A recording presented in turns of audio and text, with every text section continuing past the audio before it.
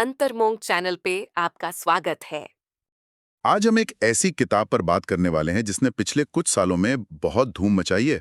Wax king की good vibes good life. हाँ, और हम ये समझने की कोशिश करेंगे कि हमारी जो अंदर की दुनिया है, मतलब हमारी सोच, हमारी फीलिंग्स, वो हमारी बाहर की दुनिया को असल में कैसे बनाती है, कैसे आकार देती है। बिल्कुल।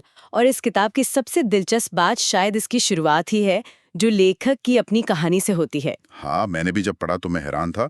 वैक्स किंग का बचपन मतलब कोई आसान नहीं था। आसान तो बिल्कुल नहीं था, बहुत मुश्किलों भरा था। उन्होंने बताया कि वो कई सालों तक एक तरह से बेघर थे, कभी रिश्तेदारों के यहाँ तो कभी शेल्टर होम्स में रहते थे। और उन्होंने हिंसा और नस्लवाद का भी सामना किया। तो ये सब पढ़कर तो यही लगता है कि ऐसे माहौल में पले बड़े इंसान का नजरिया तो बहुत नेगेटिव होना चाहिए। एग्जैक्टली, यही तो बात है। लेकिन वेक्स किंग कहते हैं कि यही अनुभव उनके लिए एक आशीर्वाद बन गए। आशीर्वाद, इतनी मुश्किलों के बाद। हाँ, इन्हीं मुश्किलों ने उन्हें जिंदगी के वो सबक सिखाए जो शायद आराम की जिंदगी में वो कभी नहीं सीख पाते। और यहीं से इस किताब की पूरी नींव तैयार होती है। कि हम अपने हालात को कैसे देखते हैं, ये हमारे हालात से ज्यादा जरूरी है। बिल्कुल। तो आज हम इसी आइडिया की गहराई में उतरेंगे। ये वाइब्रेशन या ऊर्जा का कॉन्सेप्ट आखिर है क्या, जिसके बारे में लेखक बात करते हैं। और सबसे जरूरी, हम इसे अपनी रोजमर्रा की जिंदगी में कैसे इस्तेमाल कर सकते हैं।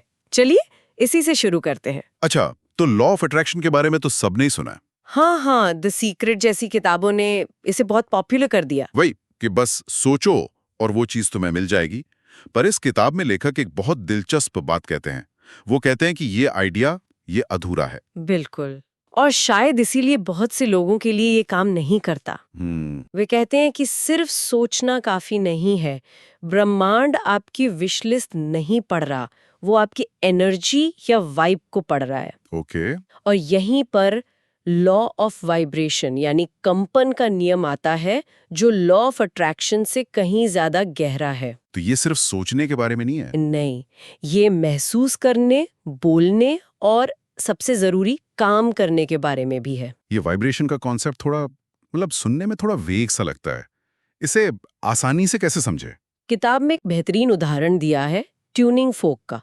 मुझे ये बहुत पसंद आया। अच्छा। सोचिए, अगर दो ट्यूनिंग फोक एक ही फ्रीक्वेंसी के हैं, तो आप एक को बजाते हैं और दूसरा बिना उसे छुए अपने आप गूंजने लगता है। हाँ, रेजोनेंस की वजह से। एग्जैक्टली। मतलब समान ऊर्जाएं एक दूसरे को प्रभावित करती हैं।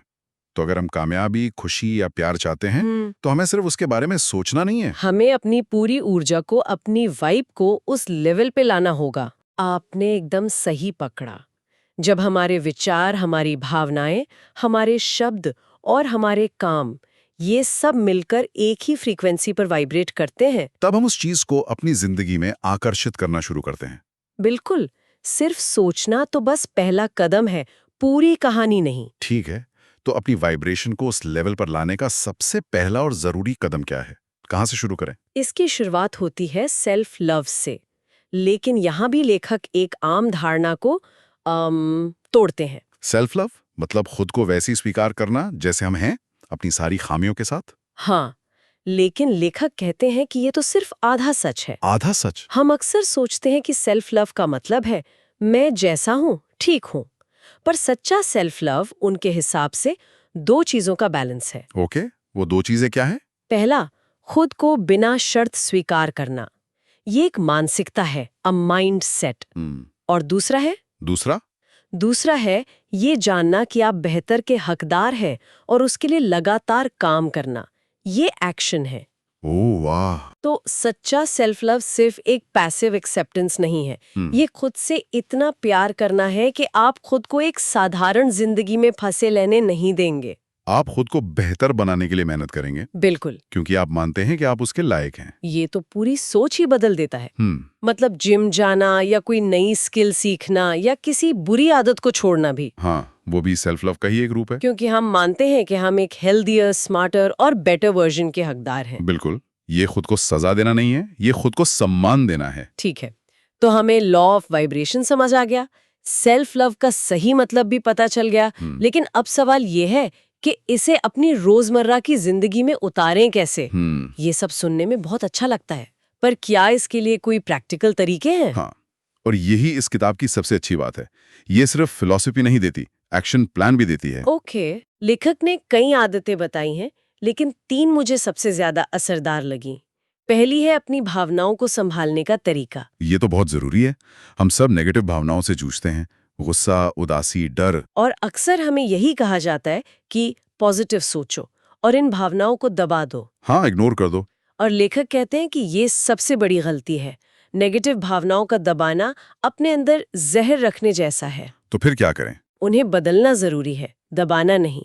इसके लिए वो एक 5 कदमों वाला तरीका बताते हैं। 5 कदम क्या है वो? पहला है पहचाने, आइडेंटिफाई।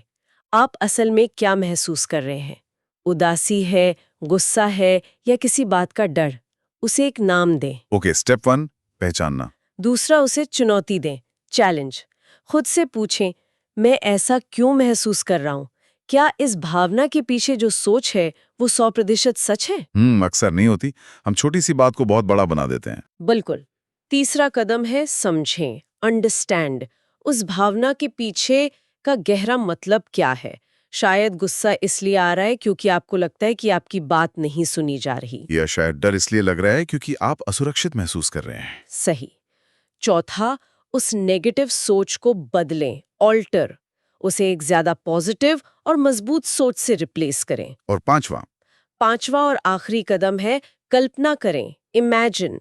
भविष्य में उसी तरह के सिचुएशन में खुद को शांत और बेहतर तरीके से रिएक्ट करते हुए विजुअलाइज करें। ये एक पूरा प्रोसेस है, सिर्फ पॉजिटिव सोचो बोल देने जैसा नहीं है।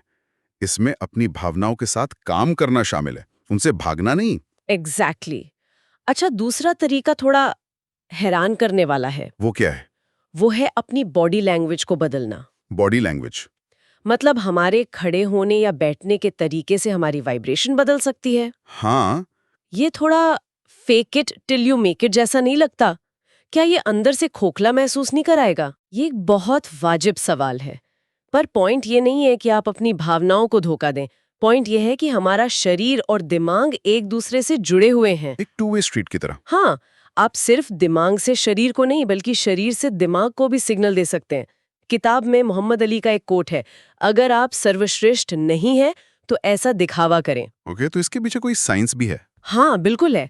सामाजिक मनोवैज्ञानिक एमी कडी की एक बहुत मशहूर रिसर्च है पावर पोज पर। मैंने सुना है इसके बारे में। उन्होंने बताया कि सिर्फ 2 मिनट के लिए कॉन्फिडेंस वाले पोजर में खड़े होने से, जैसे कंधे पीछे सीना बाहर, आपके शरीर में टेस्टोस्टेरोन, जो आत्मविश्वास से जुड़ा हार्मोन है, बढ़ जाता है। वो 20% तक बढ़ जाता है और तनाव वाला हार्मोन कॉर्टिसोल 25% तक कम हो जाता है। सिर्फ 2 मिनट में? ये तो कमाल है ना? मतलब अगर कोई नर्वस महसूस कर रहा है तो सिर्फ अपनी बॉडी लैंग्वेज बदलकर वो असल में अपने ब्रेन की केमिस्ट्री को बदल सकता है। बिल्कुल। जबरदस्ती मुस्कुराने से भी तो एंडोर्फिन रिलीज होते हैं। हाँ, ये भी सुना है। आपका दिमाग ये नहीं समझ पाता कि मुस्कान असली है या नकली, वो बस केमिकल रिलीज कर देता है। तो ये फेक करना नहीं है, ये अपने शरीर के बायोफीडबैक लूप का इस्तेमाल करना है। बिल्कुल सही। ठीक है, ये दूसरा तरीका भी बहुत प्रैक्टिकल लगा। तीसरा तरीका क्या है? तीसरा है गहरी कृतज्ञता, यानी ग्रैटिट्यूड महसूस करना। और यहाँ भी लेखक एक बहुत बारीक लेकिन जरूरी फर्क बताते हैं। मतलब सिर्फ उन चीजों की लिस्ट बना लेना काफी नहीं है? नहीं, वो एक क्लाइंट विल की कहानी बताते हैं। जब वेक्स ने विल से पूछा कि वो किस चीज के लिए आभारी है, तो उसने बड़े बेमन से कहा, मेरी कार। जैसे हम सब कभी-कभी करते हैं। हाँ, वो बस एक जवाब दे रहा था, कुछ महसूस नहीं कर रहा था। फिर तो वेक्स ने उससे एक अलग सवाल पूछा। उन्होंने कहा, कल्पना करो कि तुम्हारे पास वो कार नहीं होती, तो तुम्हारी जिंदगी कैसी होती? और इस सवाल ने सचमुच बदल दिया। विल ने सोचना शुरू किया। उसे एहसास हुआ कि कार के बिना वो अपने बच्चों को स्कूल से सुरक्षित घर नहीं ला पाता। उसे अपने बचपन की याद आ गई। हाँ, उसे याद आया कि कैसे उसे बस में बुली किया जाता था। उसे अचानक अपनी कार की असली कीमत समझ आई। वो सिर्फ एक गाड़ी नहीं थी, वो उसके बच्चों की सुरक्षा और उसके मन की शांति का जरिया थी। और ये सोचते ही उसकी आंखों में आंसू आ गए। वाह, ये विल की कहानी तो कमाल है। मैं भी अक्सर बस लिस्ट बना लेता हूँ, घर, परिवार, काम, लेकिन ये सोचने का तरीका कि अगर ये ना होता तो क्या होता, हाँ, ये गेम चेंजर है। इससे उस चीज की असली कीमत समझ आती है। बिल्कुल। जब हम किसी चीज के न होने की कल्पना करते हैं, तब हमें उसकी मौजूदगी की अहमियत का एहसास होता है। और तब जो कृतज्ञता पैदा होती है वो बहुत गहरी होती है। वो आपकी वाइब्रेशन को तुरंत बढ़ा देती है। तो ये सब सिर्फ अच्छा सोचने या महसूस करने के बारे में नहीं है, इन सभी तरीकों में कुछ ना कुछ एक्शन शामिल है। इरादे को हकीकत में बदलने के लिए एक्शन लेना ही पड़ता है। सही बात है। आप सिर्फ सोफे पे बैठ के अच्छी वाइब्स भेजकर करोड़पति नहीं बन सकते। बिल्कुल नहीं। इस पर भी उन्होंने अपना एक अनुभव शेयर किया है। एक बहुत मजेदार कहानी है। बताइए। एक समय था जब उन्हें अपना कर्ज चुकाने के लिए पैसों की सख्त जरूरत थी। उन्होंने अपनी वाइब्रेशन बहुत ऊंची रखी, पॉजिटिव महसूस किया, लेकिन कोई खास एक्शन नहीं लिया। कुछ दिनों बाद उन्होंने एक ऑनलाइन प्रतियोगिता में एक बहुत महंगी घड़ी जीती। उन्हें तो खुश होना चाहिए था। पर वो निराश हो गए। उन्होंने सोचा, मुझे पैसे चाहिए थे, ये घड़ी क्यों मिल गई? कुछ समय बाद उन्हें अपनी गलती का एहसास हुआ। ब्रह्मांड ने उन्हें सीधे पैसे नहीं दिए, बल्कि पैसे कमाने का एक मौका दिया था। एग्जैक्टली, एक्शन लेने का एक अवसर। वो उस घड़ी को बेचकर पैसे कमा सकते थे। और जैसे ही उन्होंने ये एक्शन लिया, उनकी जरूरत पूरी हो गई। ये ब्रह्मांड के काम करने का एक मजेदार तरीका है ना? वो आपको सीधे सीधे जवाब नहीं देता, बल्कि एक पहेली देता है जिसे सुलझाने के लिए आपको उठकर कुछ करना पड़ता है। अवसर अक्सर छुपे हुए रूप में आते हैं। बिल्कुल। तो आज की बातचीत को अगर समेटे तो इसका सार यही है कि हमारी बाहरी दुनिया असल में हमारी भीतरी दुनिया का ही एक आईना है। हमारी ऊर्जा, हमारी वाइब्रेशन ही हमारी हकीकत बनाती है। हाँ, और अच्छी खबर यह है कि ये ऊर्जा हमारे कंट्रोल में है। हम इसे सच्चे सेल्फ लव, सही मानसिकता और कुछ आसान लेकिन असरदार आदतों को अपनाकर बदल सकते हैं। ये कोई जादू नहीं है। नहीं, ये अपनी साइकोलॉजी और बायोलॉजी के साथ मिलकर काम करना है। बिल्कुल। तो जाते जाते श्रोताओं के लिए कोई एक आखिरी विचार छोड़कर जाएं? जरूर। किताब में एक बहुत खूबसूरत बात कही गई है। लेखक कहते हैं कि जिन चीजों की तरफ हम स्वाभाविक रूप से आकर्षित होते हैं, जैसे जैसे किसी को पेंटिंग करना पसंद है, किसी को लोगों की मदद करना, किसी को गार्डनिंग, तो वे महज हमारी पसंद या शौक नहीं होते। तो फिर वो क्या है? वे हमारा उद्देश्य होते हैं, हमारा पर्पस, जो हमें अपनी ओर बुला रहा होता है। वो हमारी आत्मा की आवाज होती है जो हमें बताती है कि हम असल में कौन हैं। तो सवाल ये है, ऐसी कौन सी चीज है जो किसी को अपनी ओर खींच रही है, जिसे अब तक सिर्फ एक छोटा मोटा शौक या पागलपन समझकर नजरअंदाज किया गया है? शायद वही असली रास्ता हो। अगर ये बुक समरी आपको पसंद आई है तो प्लीज इस वीडियो को लाइक करें और हमारे चैनल को सब्सक्राइब करें। धन्यवाद।